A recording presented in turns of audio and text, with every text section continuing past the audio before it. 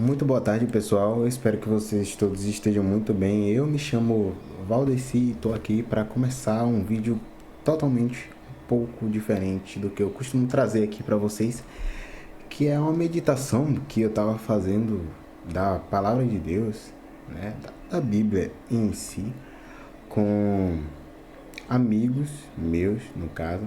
Na verdade, estava eu e o Flancer, né?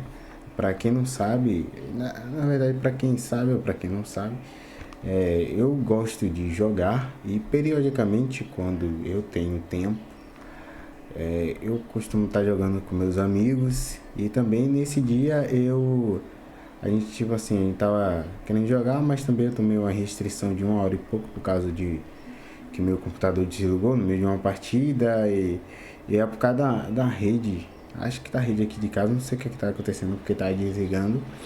Eu comprei um filtro de linha, o problema está resolvido, mas enfim.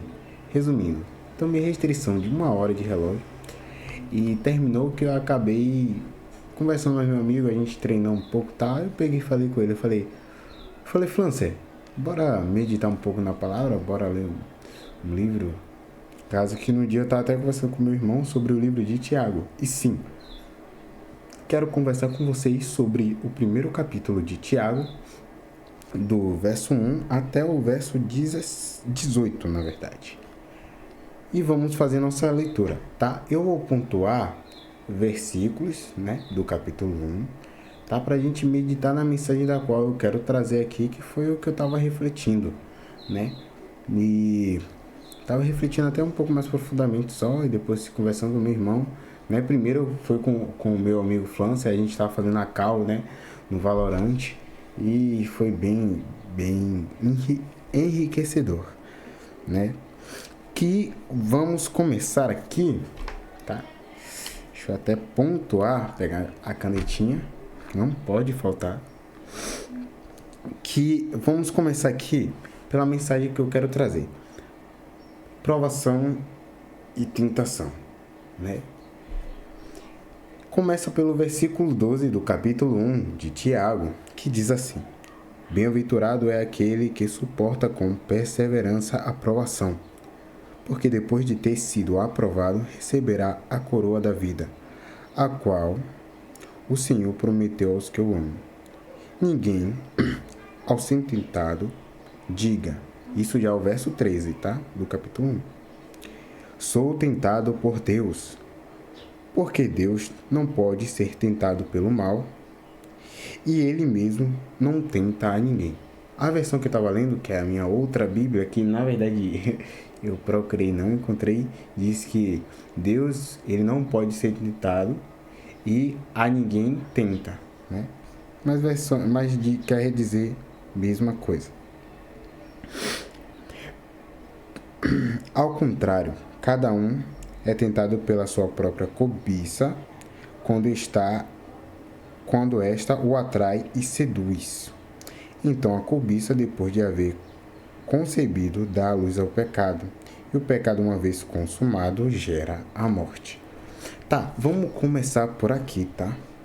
Sobre o bem-aventurado é aquele que suporta com perseverança a provação.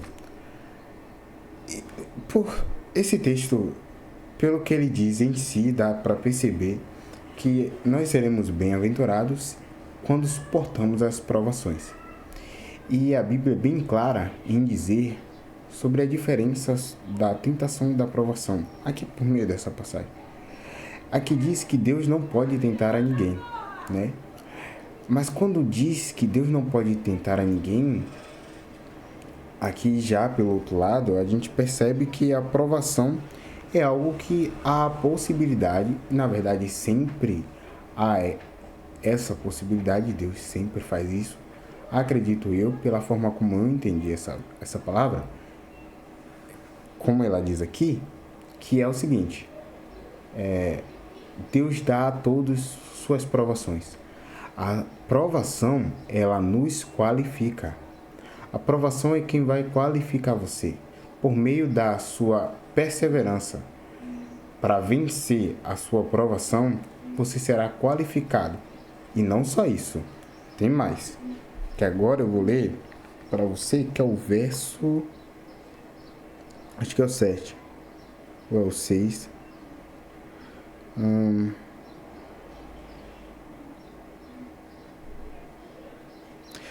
O 9. Verso 9. O irmão de condição humilde glorie-se na sua exaltação. E o 10 vai dizer, só para a gente compreender, né? O rico na sua humilhação, porque ele passará como flor do campo. Duas coisas. A provação, ela nos levará por caminhos nas quais, para nós sermos, como é que se diz? Para nós sermos exaltados e glorificados também, né? E gloriarmos a Deus, né? Através da nossa, de vencermos a nossa provação, o resultado será para o mais humilde, né? A sua exaltação. Então, glorie-se na sua exaltação para aqueles mais humildes. Para você que crê em Deus, entende com clareza o mais essencial e básico sobre aquilo que a verdade da palavra diz. Não precisa ser, estou dizendo aqui, você tem ministério, ser cantor, profeta, pregador, não. Estou dizendo você ser crente em Cristo Jesus, na verdade da fé, né, de Deus. E, no caso, você ter sua aprovação. No caso, você é humilde, mas está buscando, por exemplo, ter empresa, negócio, ou seja lá outro objetivo, como ajudar pessoas com situações de vulnerabilidade na rua, conseguir dar casas e oportunidade de emprego para essas pessoas. Depende, tem vários objetivos, compreende? Você ser capaz também de, no seu trabalho, conseguir salvar a vida de pessoas que estão, tipo assim, perdidas no seu caminho, entende? Perdidas, como eu quero dizer assim, jogadas no mundo da prostituição, às vezes droga, né? Há N situações. O que eu quero dizer é que provações são situações nas quais nos trazem dificuldades para que consigamos ter resultados extraordinários na vida, não só nossa, mas ao nosso redor. Para você ter o exemplo de provação que eu quero falar. José. José, ele passou por grande provação. Nós podemos perceber que José, ele passou por tamanha provação, na qual ele conta seus sonhos para os seus irmãos, seu pai, sua mãe, né?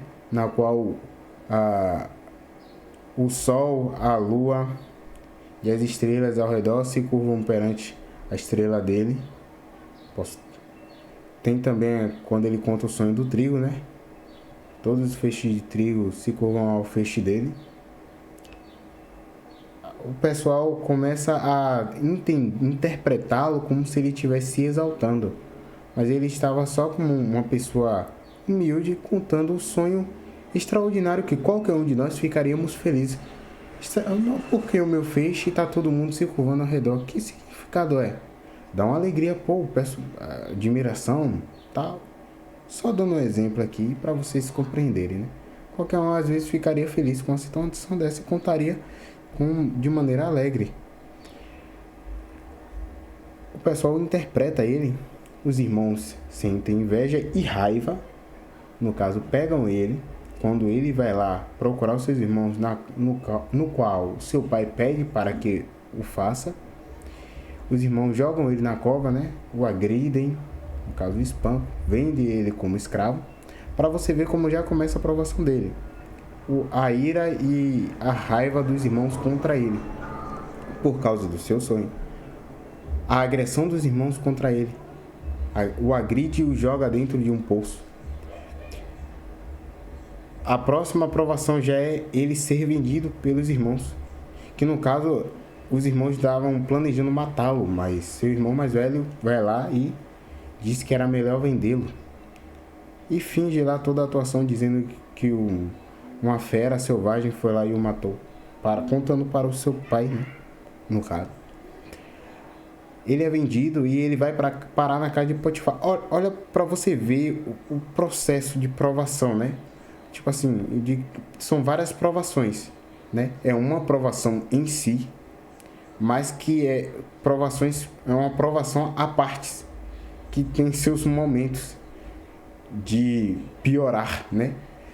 Tipo assim, é aquele momento que você pensa que está no fundo do poço, mas parece que o poço cavaram mais um pouco, né? E cavaram com você lá dentro. Basicamente isso. E o que acontece? Ele é vendido para casa de Potifar. Só que nessa aprovação dessa parte em si da história de José, ele consegue se ter um desempenho tão extraordinário, no qual ele consegue ser o segundo que manda na casa de Potifar. Imagine um escravo que não é do Egito chegar em um local desconhecido, na qual ele não falava a língua, na qual ele teve que aprender a falar a língua. Ou você acha que José falava a língua dos egípcios? Não falava. Para ele ter a capacidade de falar a língua dos egípcios e ser o segundo da casa de um comandante, porque Potifar era um cara de grande status no Egito. Então, para você ver, ele dá esse pico. Só que no meio da vitória de uma batalha, no meio da sua aprovação, acontece dele, digamos assim, agradar os olhos da esposa de Potifar. E naquela época, para vocês terem noção, era normal os donos dos escravos terem relações com seus escravos e tudo mais. Tererê, tarará. Eu vou colocar assim, né? Vai que eu esteja errado. Na minha grosseira, no meu entendimento grosseiro, né? Até do que eu sei. Então a gente pode entender o quê? Que ele agrada os olhos da mulher de Potifar. E ela o procurando se deitar com ele. Ele, primeiramente, você vai ver de forma extraordinária José agindo da seguinte forma, falando que ele não faria tal, eu vou colocar as minhas palavras, né? Tal atrocidade contra o seu Deus, contra o meu Deus, contra o nosso Deus, aquele que nós acreditamos. E não faria isso contra Potifar, o seu Senhor. Você vê aí a lucidez, a clareza que ele já tinha. Aí a gente já consegue perceber. José está passando por uma grande provação, né? Do momento da ira dos seus irmãos até aqui. E no meio dessa provação toda, aparece a tentação. Quem? A esposa. Por causa que, tipo assim, se ele se deitasse com ela, vamos dizer que não aconteceria nada. Mas ele pecaria contra Deus. Seria o pior. Entende? Ele encerraria com derrota a sua aprovação. Ele entregaria a sua aprovação com derrota. Ele não venceria. Então o que acontece? Ele foge da tentação. Aí eu me lembro da passagem da Bíblia, que eu tenho até que ver onde é que está escrito, que eu me esqueci, né? Se eu me lembro, não, tá em Gálatas não. Gálatas 5, 22 é o que eu vou dizer mais pra frente aqui. Mas eu vou dar uma olhada depois, mas eu me esqueci de onde é que está escrito, tá? Mas está escrito. Vocês podem até copiar a frase e jogar no Google e vocês vão encontrar. Que diz bem assim, ó. Resistir ao diabo e ele fugirá de vós. Há momentos na tentação que a gente pode fazer como Jesus. Jesus estava passando pelo processo de jejum no deserto por 40 dias.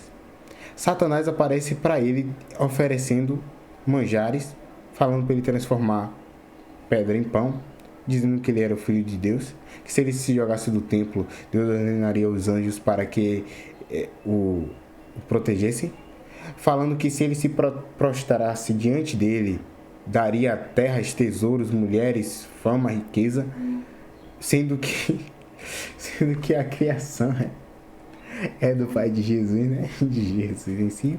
Até porque a palavra diz que ele é o Rei dos Reis e Senhor dos Senhores, né? Quem é Rei dos Reis e Senhor dos Senhores é dono de tudo e qualquer coisa. Todo mundo já entende isso, né? Se um presidente já manda num país, imagine reduzir senhores e senhores, né? Vamos lá. Satanás aparece com isso. E nessa tentação, Jesus resiste. Esse tipo de tentação a gente consegue resistir se a gente estiver em oração, em jejum, em conexão com o nosso Pai Celestial. A gente vence, resiste e o diabo vai fugir. Satanás vai fugir da nossa presença. Agora, se a gente... É igual falou aqui, ó como fala. Ó como o Thiago fala aqui, ó. Né? Ao contrário, cada um é tentado pela própria cobiça que esta o atrai e seduz. Aqui vamos dizer, para José não vou dizer que José estava cobiçando a mulher de Potifar, não interprete dessa forma o que eu vou dizer. O que eu vou dizer é, José não cobiçava ter uma esposa, ele já estava trabalhando, já estava bem, já estava sendo o segundo da casa de Potifar, agradava a Deus. Claramente a gente percebe que ele ainda assim mantinha a noção de busca pela presença de Deus. E todo homem deseja ter sua família. Então, ele vamos dizer assim, ele cobiçava ter a sua família, ter sua esposa e tudo mais. E quando aparece uma tentação dessa,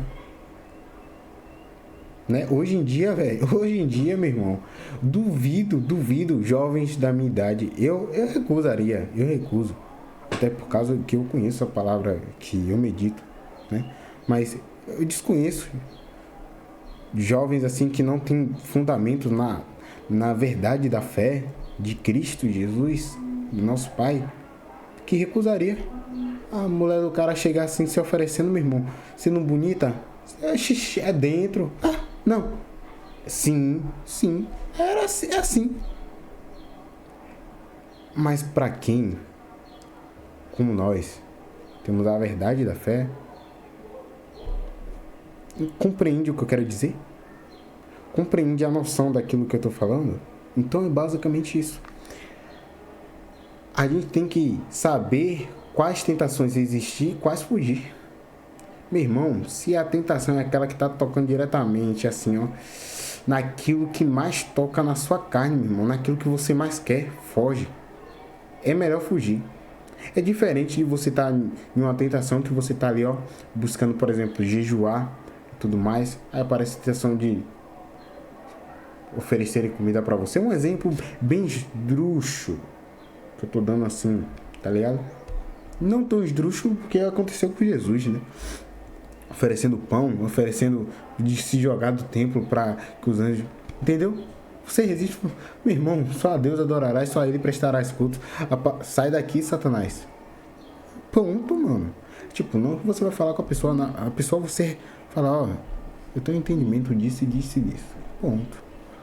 Ou você escuta e fica tranquilo, mas é melhor combater com a verdade da palavra. Mas é isso aí.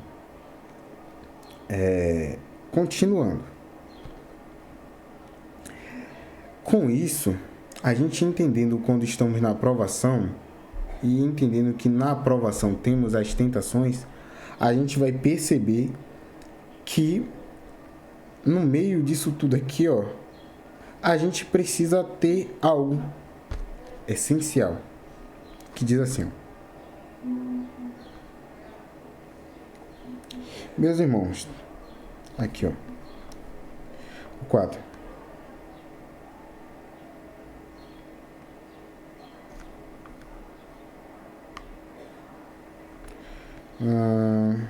Cadê? Peça, porém.